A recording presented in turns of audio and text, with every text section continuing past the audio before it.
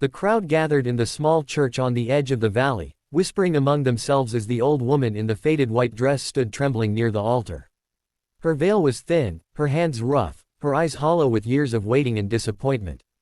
The preacher's voice echoed, calling once more for the groom to step forward, but the silence that followed was heavier than the church walls could bear.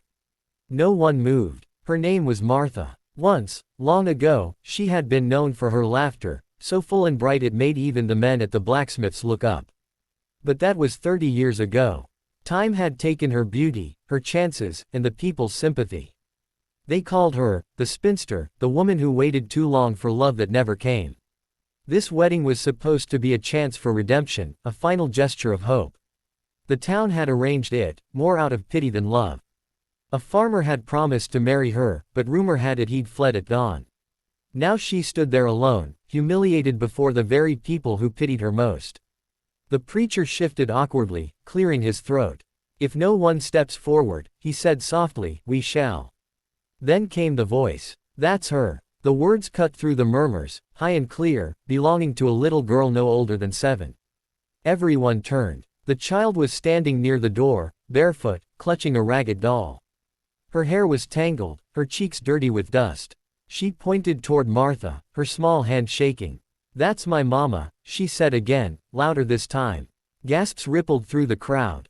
Martha froze. Her lips parted, but no words came out. The girl walked forward slowly, her eyes fixed on the woman in white. Child, one of the women whispered, whose daughter are you? The girl didn't answer. She kept walking until she stood right in front of Martha. Her tiny face lifted, and in her eyes was something both familiar and haunting, a reflection of pain that Martha had buried long ago. Don't you remember me? The girl asked softly. You used to sing to me. You said you'd come back. The church fell into stunned silence. Martha's knees buckled, her hand flew to her chest. Her vision blurred as old memories, long buried beneath the dust of regret, surged forward like a flood. She had once been forced to give up a baby, years ago, when she was young and unmarried, shamed and sent away to work in another town. The child had been taken, and Martha had been told the baby didn't survive. But now, that same little soul stood before her, alive, trembling, and calling her mama. Tears streamed down Martha's face. My baby, she whispered, reaching out with shaking hands. The girl ran into her arms, burying her face in Martha's chest. The entire church watched, hearts heavy and silent. From the back of the church, an older man stepped forward.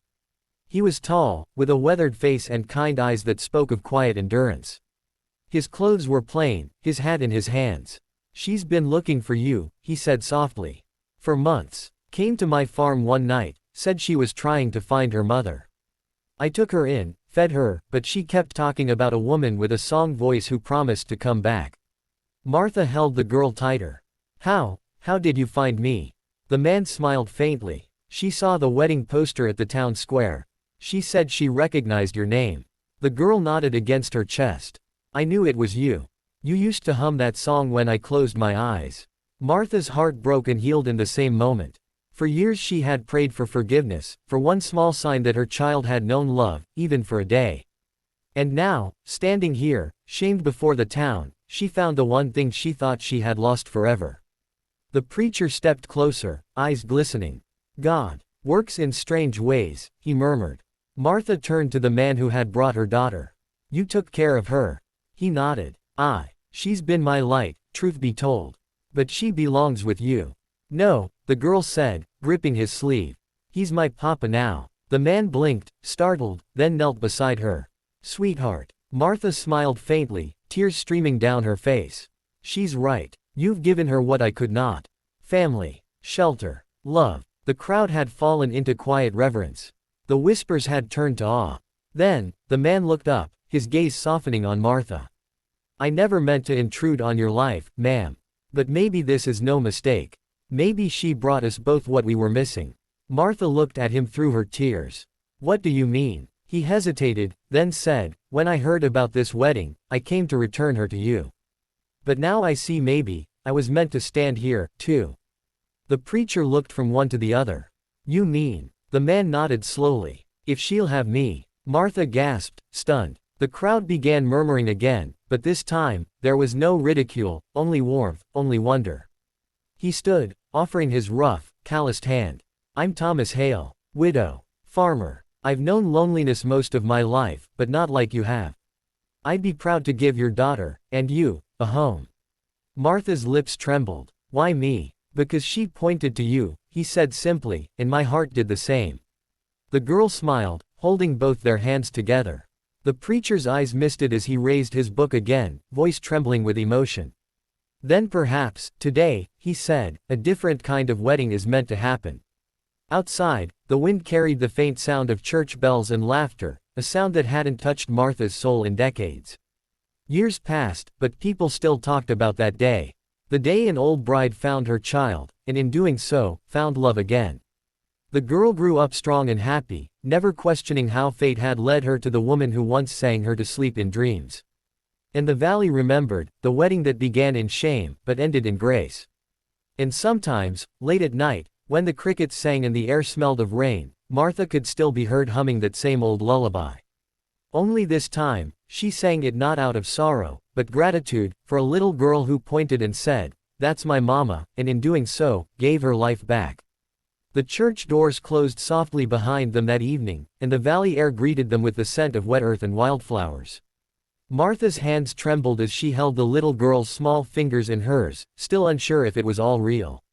Thomas walked beside them silently, his hat low, his steps steady as if he carried the weight of everything that had happened that day, and perhaps, the gentle hope of something he didn't yet understand.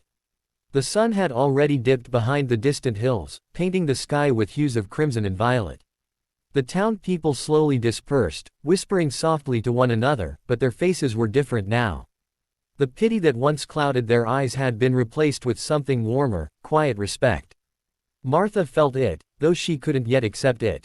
She looked down at the little girl beside her. "What's your name, sweetheart?" she asked gently, voice trembling with emotion. The child smiled shyly, her missing front tooth giving her an innocent charm. "Lottie," she said. Martha repeated it under her breath as if memorizing a prayer.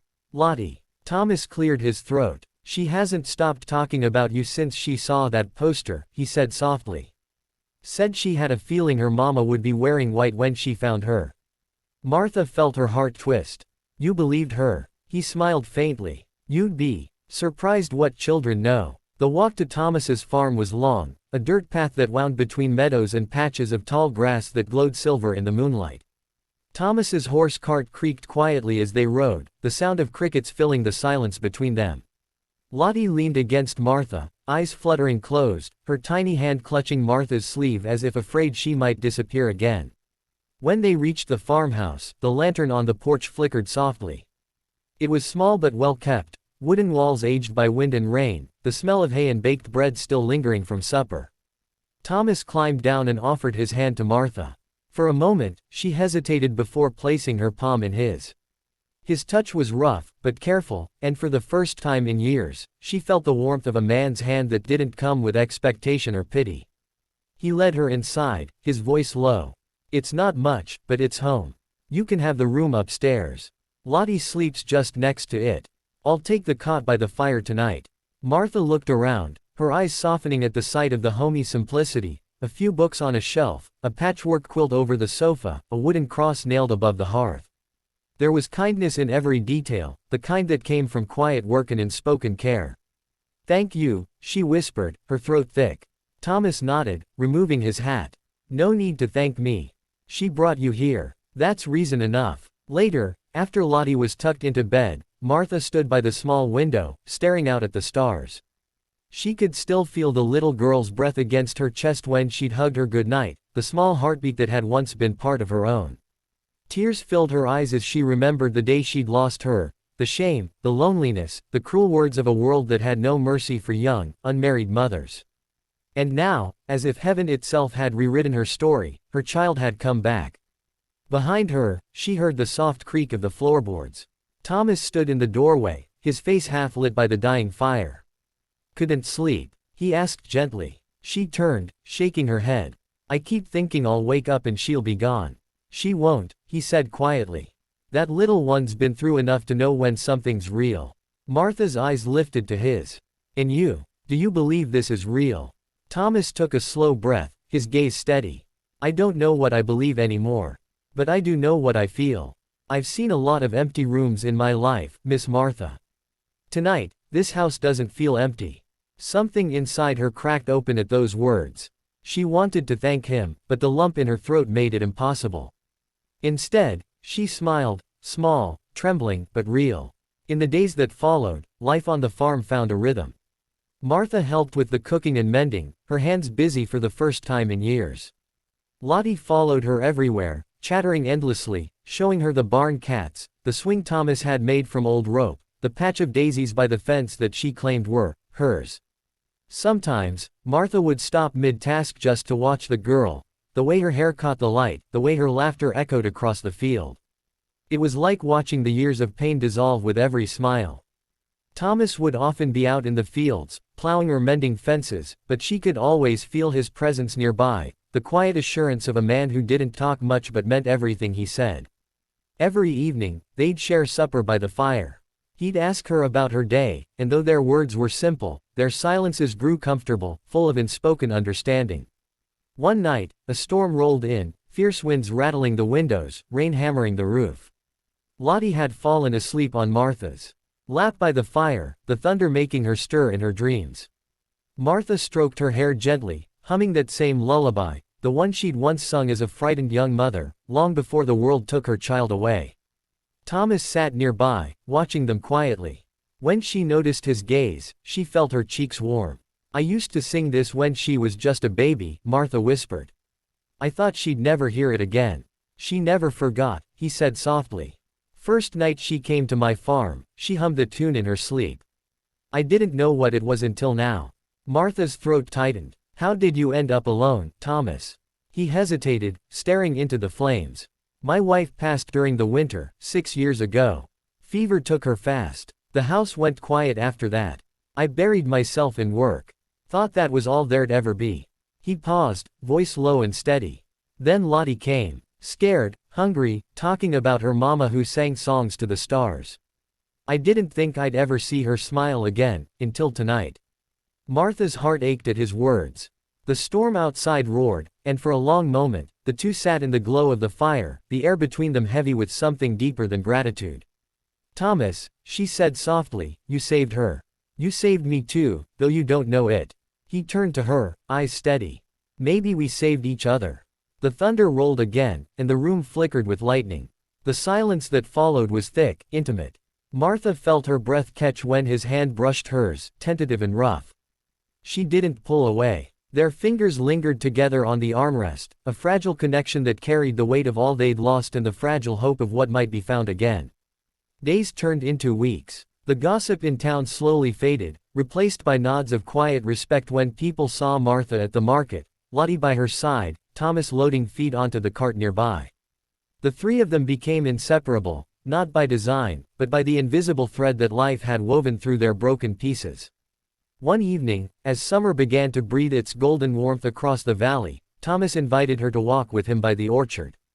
The air was thick with the scent of apple blossoms, the kind that made the world feel soft again. They walked in silence for a while, until Martha finally said, "Do you ever think about the church that day?" "Every day," he said simply. "That was the first time I saw you smile."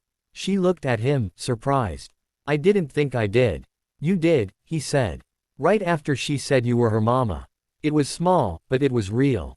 It was like watching light come back into the world. Her eyes glistened. "I never thought anyone would see me that way." Thomas stopped walking, his gaze tender. "Maybe you were never meant to be seen by the wrong people."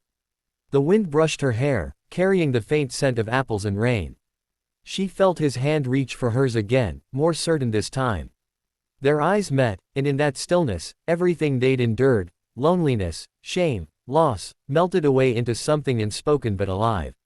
That night, after Lottie had gone to bed, Martha stepped outside and found Thomas sitting on the porch steps, staring at the stars. The lantern beside him flickered softly, casting golden light across his face. She sat beside him quietly. "You always sit here alone." "Used to," he said. "Now, I wait to see if you'll join me." She smiled faintly, her fingers brushing the edge of her shawl. "You're a patient man, Thomas Hale." He chuckled under his breath. "When you've lived as long as I have, you learn patience is the only thing time won't steal from you. They sat in silence for a long while, listening to the wind hum through the trees.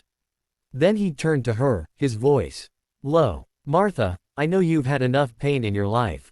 I won't ever ask you for more than you're ready to give. But if you'll let me, I'd like to build something with you. A family, proper this time. For her, for us. Her heart stuttered. She stared at him, eyes filling. You mean marry? I mean love, he said gently. Whatever name you give it, it's the same to me. She looked toward the window, where Lottie's shadow slept beneath the dim glow of the oil lamp. For a long moment, she said nothing. Then, slowly, she reached out, her hand trembling as she touched his cheek. I never thought I'd deserve that again, she whispered. He covered her hand with his, pressing it against his skin. Maybe it's not about deserving. Maybe it's just about finding what was never truly lost. The tears came silently. He didn't move closer, didn't speak again. He just stayed there beside her, their hands clasped, the quiet night wrapping around them like a promise neither needed to say aloud. In the months that followed, the farm bloomed. The orchard bore more fruit than ever, the flowers near the fence grew wild and untamed, and laughter filled the farmhouse again. Lottie would wake early, helping Thomas feed the chickens, then rush back to Martha to braid her hair and beg for stories about the before time. Martha never told her everything, some memories were still too raw, but she told enough to make the little girl's eyes shine with pride. One morning, as the mist lifted from the fields, Thomas came inside with his usual quiet smile. In his hand was a small box carved from walnut wood. Martha, he said, setting it on the table. She looked up from kneading dough, her hands dusted with flour. What's this? He nodded toward it. Something I made a while ago. Been waiting for the right moment. She opened it slowly, and inside, nestled in soft linen, was a ring. Simple, worn gold, but polished to a gentle gleam. Her breath caught. Thomas stepped closer, voice rough but steady. I don't have much to offer, except what's already yours. My heart, my hands, this land, and the promise that you'll never stand alone again. For the first time in years, she didn't hold her tears back. Lottie came running in just then, eyes wide when she saw the ring. Are you gonna be my real mama now? She asked breathlessly. Martha laughed through her tears. Looks like I already am. Thomas knelt beside them both, his arms wrapping around them in quiet reverence. And as the morning sun streamed through the window, turning the air golden, Martha realized that the world had finally stopped taking from her. It had given back, not what she lost, but what she needed most. From that day on, there were no whispers, no pity. Only the sound of laughter drifting across the fields, a lullaby at dusk, and the sight of three figures walking home through the tall grass, hand in hand, whole at last.